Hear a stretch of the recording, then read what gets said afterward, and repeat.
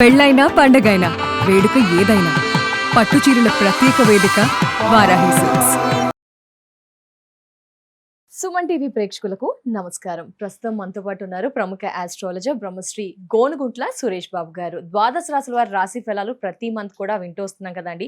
మరి ఆగస్టు మాసంలో ద్వాదశ రాశుల వారి రాశి ఫలాలు ఎలా ఉండబోతున్నాయి, ప్రత్యేకమైన పర్వదినాలు, విశేషాలు ఏంటి ఆగస్టులో, ఈ వివరణ అంతా కూడా క్లుప్తంగా తెలపడానికి గురుగారు సిద్ధంగా ఉన్నారు. గురుగారితో మాట్లాడదాం. గురుగారు నమస్కారం. గురుగారు సంధి గారు నమస్కారం అండి. గురుగారు ధన్యవాదాలు. గురుగారు ప్రతి నెల కూడా మా ప్రేక్షకుల కోసం వచ్చి ద్వాదశ రాశుల వారి రాశి వివరణ తెలియజేస్తూ వారికి పరిహారాలు కూడా తెలియజేస్తున్నారు, ప్రిడిక్షన్స్ చెప్తూ వస్తున్నారు.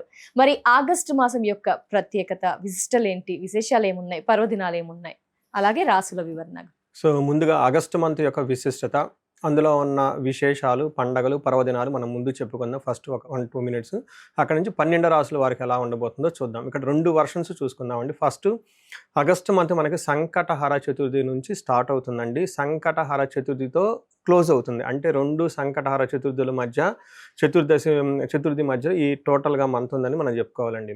ఇందులో చాలా ముఖ్యమైన పండగలు అవన్నీ ఉన్నాయండి. ఫస్ట్ మనకి సికింద్రాబాద్ బోనాలు, హైదరాబాద్ బోనాలు స్టార్ట్ అవుతాయండి. అక్కడ నుంచి గుర మౌఢ్య త్యాగం అంటారు. ఇప్పటిదాకా మోడం నడుస్తుందండి. ఈ మోడంలో పెళ్ళిళ్ళు కానివ్వండి, తర్వాత శుభకార్యాలు కొన్ని నిషేధించబడినాయి కాబట్టి వివాహాలు లాంటివి ఇప్పుడు మోడం అయిపోతే ఇవన్నీ చేసుకోవచ్చు. ఇది ఒకటి.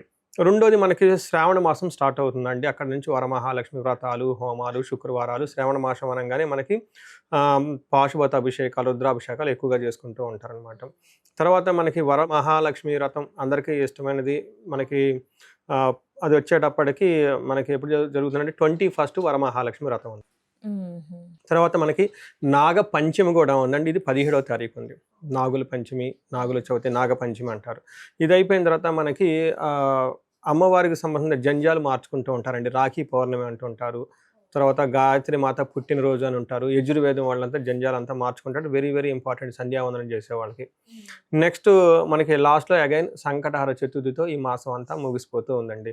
ఇందులో ఈ విధంగా అనేక రకాలైన పండగలు, విశేషాలు, చాలా విశిష్టతలన్నీ కలిగి ఉన్నారండి. సో ఇది అంతా ఒక పక్కన అయితే మనకి జ్యోతిష శాస్త్రం ప్రకారం 4 గ్రహాలు మారుతూ ఉన్నాయండి. సో ఈ 4 గ్రహాలు మారే వాటిలో ఫస్ట్ వచ్చేటప్పటికి శుక్రుడు ఆగస్టు 1నే మారుతూ ఉన్నారండి. తర్వాత సెకండ్ గ్రహం కుజుడు ఆగస్టు 2న మారుతూ ఉన్నారు. బుధుడు వచ్చేటప్పటికి ఆగస్టు 5th. అంటే ఆగస్టు 1st, 2nd, 5th 3 గ్రహాలు మారుతున్నాయి. ఆగస్టు 17th సూర్యుడు మారుతూ ఉన్నారు. 4 గ్రహాలు మారుతున్నాయి. సో టోటల్గా ఇలాంటి పర్వదినాలు కలిగిన ఈ శ్రావణ మాసంలో 4 గ్రహాలు మారటం వల్ల మనకి 12 రాసుల వారికి ఎలా ఉందో మనం చూద్దాం. గురువు గారు, మరి ఆగస్ట్ నెలంతా కూడా ఈ కన్యా రాశి వారికి ఎలా ఉండబోతోంది? కన్యరాశి చూసుకుంటేనండి వీళ్ళకి 70% వరకు బాగుందని చెప్పుకోవచ్చు అండి. ఒక 30% ఛాలెంజెస్ ఉన్నాయని చెప్పుకోవచ్చు.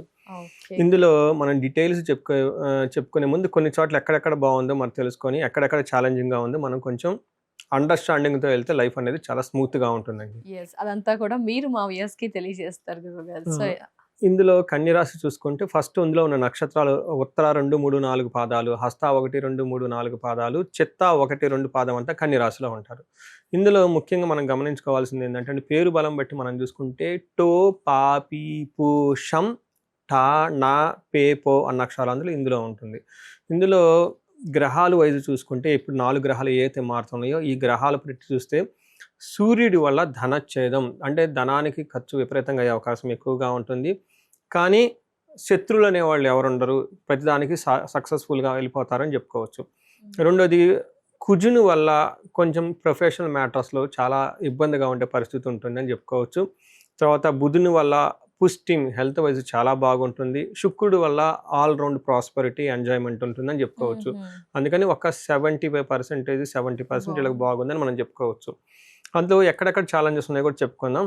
ఫస్ట్ సూర్యుడి వల్ల మిక్స్డ్గా ఉందండి. ఒక సైడ్లో హెల్త్ చాలా స్ట్రాంగ్గా ఉంటుంది, శత్రువులు అనేవాళ్ళు ఉండరు. రెండో సైడ్లో ఏం చెప్తారంటే స్వస్థాన నాశనం చైవ బంధురోగ ధనవేహ ప్రాణపర్యంతమాపత్యం అవమానం అని చెప్తారు. ఇది కొంచెం కేర్ఫుల్గా ఉండవలసిన విషయం అండి. చాలామందికి జాబులు పోయే అవకాశం ఎక్కువగా ఉంటుంది ఈ టైంలో. అందులోని వాడి ఇండివిజువల్ జాతకంలో కనుక ఇంకా ఏదన్నా దశలు, అంతర్దశలు ఈ టైంలో ఏమైనా శాపాలు యాక్టివ్ అయి ఉంటే వాళ్ళకి ఖచ్చితంగా 100% జాబులు పోయే అవకాశం ఎక్కువగా ఉంటుంది. కేర్ఫుల్గా ఉండాలి. సహజంగా మిగతా అన్ని విషయాల్లో బాగున్నప్పుడు ఇది లైట్గా తీసుకుంటే సరిపోతుంది, ఒక 30% మాత్రం ఎఫెక్ట్ అవుతుంది. ఇందులో మనకేం చెప్తారంటే 12వ స్థానంలో సూర్యుడు ఉంటే స్వస్థాన నాశనం చేయవ బంధు రోగ ధన వ్యయ ప్రాణ పర్యంతం ఆపత్తి అవమానం అంటాడు. అది చూడండి, దీని ప్రకారం ఏంటంటే ఉన్న పదవిని కోల్పోయే అవకాశం ఎక్కువగా ఉంటుంది, భార్యతోటి గొడవలయ్యే అవకాశం ఎక్కువగా ఉంటుంది, బంధువులతో గొడవలయ్యే అవకాశం ఉంటుంది, ధనం ఖర్చు అయ్యే ఉంటుంది. అయితే ఎలా ఉంటుందంటే ప్రాణ పర్యంతం అంటే ప్రాణాలు పోయే అంతగా అవమానాలు జరుగుతూ ఉంటుంది, ఆపత్తులు విపత్తులు జరుగుతూ ఉంటుంది, అవమానం పడుతూ ఉంటారని చెప్తూ ఉంటారండి. జనరల్గా ఈ టైంలో జాబ్ రిలేటెడ్ చేంజెస్ ఎక్కువగా ఉంటుంది, ప్రెషర్గా ఉంటుందని గమనించుకోవాలి. చాలామంది ఏమంటారు బెంచ్ మీదకి వస్తున్నారని చెప్తూ ఉంటారు సాఫ్ట్వేర్లో, అంటే ఆల్మోస్ట్ జాబ్ అయిపోయిందని దానికి సింబాలిక్. లేదంటే ఒక టఫ్ అయిన సిచ్యువేషన్లో పెడతారు, ఉంటామో పోతామో లేదో అన్నట్లు ఒక టఫ్ పీరియడ్ ఉంటుంది అనమాట. ఇదంతా ఈ మంత్లో ఎక్స్పీరియన్స్ అయ్యే అవకాశం ఉంటుంది. వీళ్ళకి కుజుడు 10వ స్థానంలో ఉన్నారు. కుజుడు 10వ స్థానంలో ఉంటే అగైన్ ప్రొఫెషనల్ మ్యాటర్స్లో చాలా కయోటిక్గా ఉంటుంది, ప్రాబ్లమాటిక్గా ఉంటుందని తెలుసుకోవచ్చు. ఇందులో మనకేం చెప్తారంటే నిత్య క్లేశ సదా వ్యాధి సదా భోజన దుర్బలం సదా సంచార ఉద్యోగం దశమస్తేత్ భవేత్ ధారాసుతే అంటారు. దీంట్లో ఎప్పుడు ఏదో ఒక విధంగా మనసులో టెన్షన్గా ఉండటం, తర్వాత హెల్త్ కాంప్లికేషన్స్ ఉండటం, భోజనానికి కొంచెం ఇబ్బంది పడే అవకాశం ఎక్కువగా ఉంటుంది. సదా సంచార ఉద్యోగం అంటే జాబ్ అనేది కనుక చేస్తే అందులో కొంచెం ప్రాబ్లమాటిక్గా ఉంటుంది, హెక్టిక్గా ఉంటుంది, తలనొప్పిగా ఉంటుంది అని చెప్పుకోవచ్చు. దీంతో పాటుగా సపరేషన్, ఫ్రెండ్స్ కానీ లేదంటే ఏదంటే విడిపోయే అవకాశం ఎక్కువగా ఉంటుంది, ధనం కోల్పోయే అవకాశం ఉంటుంది, భయపడే పరిస్థితులు ఉంటాయని గమనించుకోవాలి. సో చూశారు కదండి, ఇక్కడ కూడా కొంచెం ప్రాబ్లంగా ఉంది వీళ్ళకి. అయితే శుక్రుడు వీళ్ళకి బాగా రక్షణ ఇస్తున్నాడండి. He give lot of shielding. అంటే వర్షం పడుతున్నప్పుడు గొడుగు పట్టుకున్నాం అనుకోండి, అట్లీస్ట్ పార్షియల్గా తడుస్తాం కానీ మొత్తం తడవం కదా. అందుకని శుక్రుడు వీళ్ళకి ఫస్ట్ హౌస్లో ఉండటం చాలా బాగా సపోర్ట్ వస్తుంది. బుధుడు కూడా వీళ్ళకి సపోర్ట్ ఇస్తున్నాడు, అంటే 2 గ్రహాలు బాగా సపోర్ట్ ఇస్తుంది బాగా. అంటే వాళ్ళ ఎక్కడైనా ప్రాబ్లం వచ్చినా కానీ ఆ స్పీడ్లో వెళ్ళిపోతూ ఉంటారు వాళ్ళు. అలానే వీళ్ళకి శుక్రుడు వచ్చేటప్పటికి అగైన్ చాలా మంచి రిజల్ట్ ఇస్తూ ఉన్నారనమాట. ఇక్కడ ఏమవుతుందంటే శుక్రుడు ఫస్ట్ హౌస్లో ఉంటే అర్ధలాభాచ సౌఖ్యం పరస్త్రీ సంగమం తదా యత్న కార్యలాభాశ్చాత్ జన్మకే భృగునందనే అంటారు. అంటే ఈ టైంలో ఏదైనా పని చేస్తే అందులో కలిసి వస్తుంటుంది. తర్వాత పరస్త్రీ సంగమం తదా అంటారు, అంటే వీళ్ళు జెంట్స్ అయితే ఫ్యామిలీ మెంబర్స్ కాకుండా వేరే వాళ్ళతో కలవటం, మీటింగ్ అవ్వటం అవన్నీ చేసే అవకాశం ఎక్కువగా ఉంటుంది. ఇన్ కేస్ లేడీస్ అయినా కానీ సేమ్ వయసుగా ఉంటుందని తెలుసుకోవాలి. నెక్స్ట్ మెయిన్ బాగా ఉపయోగం ఎక్కడంటే భార్యాభర్తల మధ్య అన్యోన్యత లేకుండా గొడవ పడే వాళ్ళకి ఈ టైంలో బెస్ట్ టైం అని చెప్పుకోవచ్చు. అలానే మనకి లవ్, తర్వాత ఇలా లివింగ్ రిలేషన్షిప్లో ఉంటారు అనమాట, వాళ్ళు కూడా ఒక మంచి టైంలో ఉన్నారని మనం చెప్పుకోవచ్చు. సో ఎక్కడైనా కొంచెం జాగ్రత్తగా ఉంటారంటే ఒక జాబ్ విషయంలో మాత్రం కొంచెం ఇబ్బందిగా ఉంటుంది, కాబట్టి మిగతా అన్ని విషయాలు బాగుంటుందని తెలుసుకోవచ్చు. తప్పకుండా. గురుగారు మరి నక్షత్రాలు ఏమంటున్నాయి అసలు? వీళ్ళకి ఇంట్రెస్టింగ్ నక్షత్రం వైజ్ బాగున్నాయండి. సో అందులో ఉత్తర ఫాల్గుని నక్షత్రం వాళ్ళకి లాభప్రదంగా ఉంటుంది, క్షేమంగా ఉంటారు, సౌఖ్యంగా ఉంటారు, పార్టీలు ఫంక్షన్లు అన్నీ అటెండ్ అవుతూ ఉంటారు. బట్ వీళ్ళకి ఒకటే ఏంటంటే మృత్యు భయము, అతిగా భయపడే పరిస్థితులు ఉంటుంది. ఏదో ఆఫీస్లో ఎక్కడేదో జరుగుతూ ఉంటుంది, ఫ్యూచర్ గురించి టెన్షన్గా ఉంటూ ఉంటారు, అతిగా భయపడే అవకాశం ఎక్కువగా ఉంటుంది. నెక్స్ట్ హస్తా నక్షత్రం వాళ్ళకి ఇందులో లాభప్రదంగా ఉంటుంది, సౌఖ్యంగా ఉంటారు, ఫుడ్ అంతా బాగా తింటుంటారు, ఓవర్గా టెన్షన్ పడే అవకాశం ఎక్కువగా ఉంటుంది. నెక్స్ట్ చిత్తా నక్షత్రం వాళ్ళకి వీళ్ళకి కొంచెం కేర్ఫుల్గా ఉండాలి ఈ నక్షత్రం వాళ్ళు, ఎందుకంటే అటు రాశి ఫలాలు బాగలేదు, నక్షత్రం గ్రహాల వైజు నక్షత్రం వైజు కూడా కొంచెం వీళ్ళకి టఫ్గా ఉంది. ఇందులో చిత్తా నక్షత్రం వాళ్ళకి దేహ పెడనం, హెల్త్ కాంప్లికేషన్స్ ఉంటుంది, అతిగా భయపడే పరిస్థితులు ఎక్కువగా ఉంటుంది. ఫారిన్లో ఉండే వాళ్ళకైతే బాగా అనుకూలంగా ఉంటుంది, ఫారిన్ వెళ్ళాలి, దూర ప్రయాణాలు చేయాలి అనుకున్న వాళ్ళకి కూడా బాగుంటుంది. మెయిన్ శుక్రుని వల్ల వీళ్ళకి కొంచెం అగైన్ అనుకున్న పనులు ముందుకు పోకుండా బాగా ఇబ్బంది పడే పరిస్థితులు ఉన్నాయని తెలుసుకోవాలి. మరి ఏం పరిహారాలు పాటించాలి గురుగారు? ముఖ్యంగా అండి సూర్యుడికి సంబంధించి సూర్య నమస్కారాలు చేయటం చాలా టఫ్ అయిన ప్రాబ్లం, ఎవరు చేయరు, ఎందుకంటే ఫ్రీగా చేయటం కదా, అదే డబ్బులు పెట్టి చేసే తొందరగా వెళ్ళిపోతారు, హైలీ డిమాండ్ పెట్టుకుంటూ ఉంటారు. బట్ సూర్య నమస్కారాలు చేయటం చాలా చాలా మంచిది. తర్వాత వీళ్ళకి ఆదిత్య హృదయ స్తోత్రం లేదంటే సూర్య అష్టకం చదివినా కానీ చాలా చక్కగా బాగుంటుంది. వీటితో పాటుగా హనుమాన్ కార్యసిద్ధి మంత్రం చదువుతూ ఉంటే జాబ్లో చాలా వరకు స్టెబిలిటీ వస్తుంది. కొంచెం వీళ్ళకి పరిస్థితి టఫ్గా ఉంది కాబట్టి అండి వీళ్ళకి మహన్యాసపూర్వక ఏకాదశ రుద్రాభిషేకం చక్కగా శివాలయాల్లో చేస్తారండి. లేదంటే ఇంటికి 2 రుద్ర పండితులు, రుద్రం తెలిసిన బ్రాహ్మణులు ఎవరైనా తీసుకొచ్చుకొని చక్కగా వాళ్ళ చేత ఇంట్లో చేయించుకోవచ్చు ఇంట్లో చేయించుకుంటే సూపర్ అండి. ఎలాంటి ప్రాబ్లమ్స్ నుంచి గట్టెక్కవచ్చు అంటారు గురుగారు? రుద్రం ఎలాంటి చేసుకుంటే రిజల్ట్స్ ఇది ఇందాక చెప్పిన చాలా ప్రాబ్లం ఉంది కదండి, ప్రాణాలు పోయే అంతగా పెద్ద పెద్ద ప్రాబ్లమ్స్ ఉన్నప్పుడు రుద్రం చేయించుకుంటే చాలా మంచిది. నేను ఐడియల్గా ఇంట్లో చేయించుకోమంటాను, ఎందుకంటే రుద్ర మంత్రం వేద మంత్రాలు అనమాట. ఆ వేద మంత్రాలు ఇంట్లో చెప్పుకుంటే ఆ యొక్క మంత్రం యొక్క పవర్ తోటి ఇంట్లో నెగటివ్ ఎనర్జీ అంతా పోతుంది, చాలా బాగుంటుంది. అఫ్ కోర్స్ కొంచెం ఎంత ఖర్చు టైం పడుతుంది గురువు గారు? రుద్రం కరెక్ట్ గా చేస్తే 2.5 గంట 3 గంటలు పడుతుందండి. ఇది వాళ్ళు చేసుకునే దాన్ని బట్టి 2 పండితులు తీసుకొచ్చి కూర్చోబెట్టుకొని వాళ్ళ చేత ఇంట్లో చేయించుకుంటే చాలా బాగుంటుంది. ఇంట్లో మొత్తం అందరు కలిసేసి ఒక మంచి ఫెస్టివల్ ఎన్విరాన్మెంట్ చేసుకోవాలి గురువు గారు, ఎందుకంటే శాంతి ప్రశాంతత ఉంటుంది, మిగతా సమస్యల నుంచి కూడా గట్టెక్కవచ్చు. ఆ పాజిటివ్ వైబ్ ఇంటిని ఎప్పుడు కాపాడుతుంది అనేది ఫీల్ అయితే వచ్చేస్తుంది. మనం సత్యనారాయణ స్వామి వ్రతం చేయించుకుంటూ ఉంటాం, అలాగే ఇది చేయించుకోవచ్చు అంటారా గురుగారు? శుభ్రంగా అండి. ఇది రుద్రం అనేది వేద మంత్రం అండి.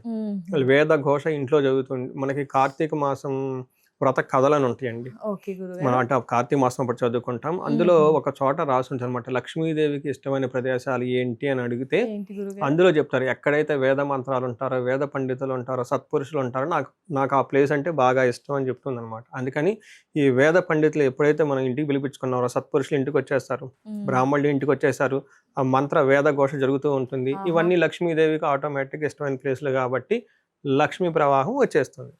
నేను చాలా మంది చూస్తుంటానండి, ఇలా పరిహారాలు చెప్పినప్పుడు ముందు ఆలోచిస్తారు పని చేస్తే, సహజం అది డబ్బులు పెట్టినప్పుడు. బట్ ఎవరైతే సరెండర్ నేచర్తో డబ్బులు పే చేశారనుకోండి, ఇమ్మీడియట్గా 2 రోజు 1 రోజు మేము ఇంకా పూజలు కూడా చేయం, వాళ్ళకి ఒక హ్యాపీ న్యూస్ వచ్చేస్తుంది. చాలా మంది చెప్పారు నాకు. కానీ ఆ 2 గంటలు ఎన్ని గంటలు అంతా కూడా పాజిటివ్, ఒక స్ట్రాంగ్ కాన్ఫిడెన్స్ వచ్చేస్తుంది.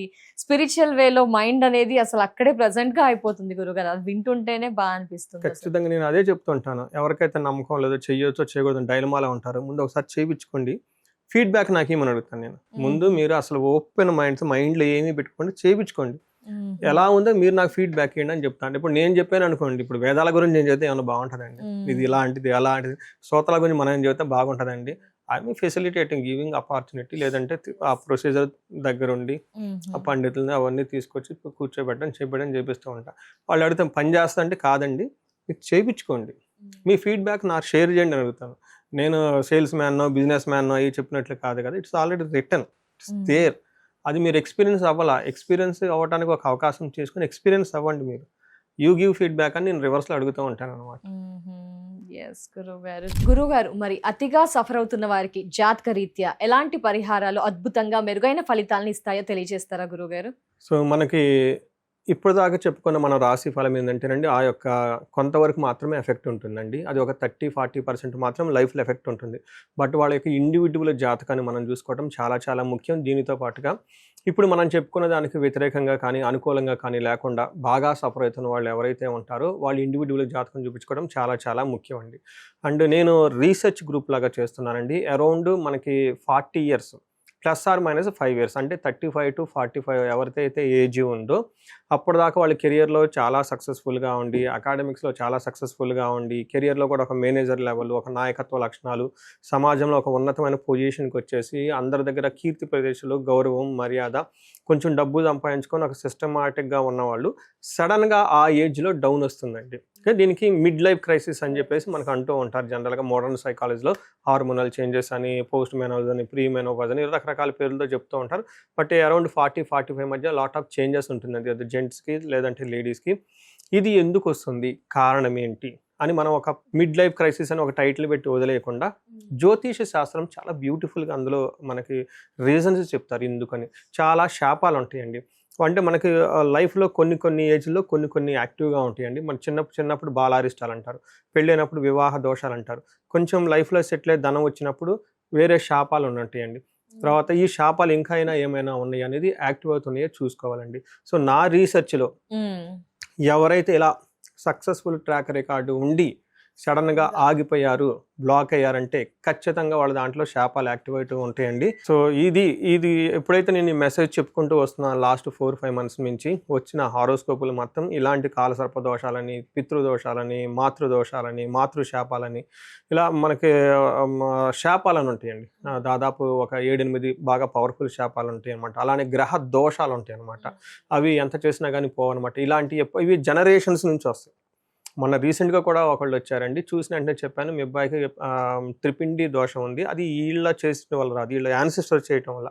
అప్పుడు అవునండి మా చిన్నప్పుడు మా అమ్మమ్మ గారు ఇలా చేసేవాళ్ళండి, ఆ తర్వాత మా పిన్ని కూతురు ఒక ఆమె చనిపోయిందండి, ఇలా ఉందండి, ఇలా వాళ్ళ హిస్టరీ అంతా చూసుకుంటూ వచ్చారనమాట. ఇలా జనరేషన్స్ నుంచి ఎప్పటి నుంచి ఉన్న టఫ్ అయిన ప్రాబ్లమ్స్ ఉంటే ఇవన్నీ వస్తూ ఉంటాయండి. ఒకసారి హారోస్కోప్ చూపించుకోవటం ఎంతైనా ముఖ్యం. ఇమ్మీడియట్గా పరిష్కారాలు చేసుకొని పరిహారాలు చేసుకుంటే లైఫ్ అనేది ఆ బ్లాక్ పై ముందుకెళ్ళిపోతారండి. నెక్స్ట్ ఇండివిజువల్గా ఎవరైనా ధనానికి విపరీతంగా బాధపడుతూ ఉంటే స్వర్ణలక్ష్మి విశేష హోమం అని ఉంటుందండి. రాబోయేది వరమహాలక్ష్మి, మనం శుక్రవారాలు చక్కగా చేసుకుంటాం కాబట్టి ప్రతి ఒక్కళ్ళు దాన్ని సద్వినియోగం చేసుకోవాలండి. నేను మా ఫ్రెండ్ ఒకళ్ళు ఉన్నారండి, వీళ్ళు ఇవన్నీ నమ్మరు. ఫ్రెండ్ కాబట్టి ఓకే వెళ్ళిపోతుంది, నా ప్రొఫెషన్ అని, ఆయన ప్రొఫెషన్ ఆయన ఈ మోటివేషనల్ స్పీకరు గైడెన్స్ ఇదంతా ఇస్తూ ఉంటారు, ఇంగ్లీష్ బుక్స్ అవన్నీ చదివేసి నమ్మరు వాళ్ళు బేసికల్గా. సో ఏదో ఒక సందర్భంలో వాళ్ళ ఇంట్లో నేను కుబేర పాశుపత అభిషేకం చేయించాల్సి వచ్చింది. అది కూడా ఫోర్స్, ఫ్రెండ్ కాబట్టి నువ్వు ఇన్ని చేస్తున్నావు కదా నా గురించి ఒక్కటి చేయని చెప్తే అదంతా అయిపోయిన తర్వాత ఫస్ట్ వాళ్ళు ఇచ్చిన రెస్పాన్స్ ఏంటంటే నాకు ఇలాంటి పూజలు ఎన్ని ఉన్నాయండి అన్నారు. పాశుపతాలు దాదాపు 365 ఉంటాయండి, మెయిన్ ఇంకా చాలా ఉంటాయి అంటే డైలీ ఒక్కొక్కటి మా ఇంట్లో చేపిస్తారా అని అడుగుతున్నారు. డైలీ ఒకటి ఏమని చెప్పేసి చూడండి, అంటే ఆ మంత్రాలకి ఆ వైబ్రేషన్స్ అలా ఉంటుందండి. ఇప్పుడు ఒక చిన్న మాట మిమ్మల్ని అలా అంటే నెగిటివ్గా ఫీల్ అయిపోతాం. మరి ఆ మంత్రాలు, అన్ని మంత్రాలు అంతమంది బ్రాహ్మణ చదివితే అది ఎక్కడ పోతుందండి, దానికి ఇంపాక్ట్ ఉంటుందండి. అందుకని ఇలాంటి పరిష్కారాలు చక్కగా చేసుకుని లైఫ్లో 10 అంతలు ముందుకెళ్ళాలని చెప్పేసి నేను కోరుకుంటున్నాను. వచ్చేది స్వర్ణలక్ష్మి, మనకి లక్ష్మీ వ్రతాలన్నీ ఉన్నాయి కాబట్టి స్వర్ణలక్ష్మి అభిషేకం ఉంటుంది, పాశుపత అభిషేకం, విశేష హోమం ఉంటుంది. అందరూ చక్కగా సెలబ్రేట్ చేసుకొని ధనవంతులు కావాలని చెప్పేసి నేను కోరుకుంటున్నాను.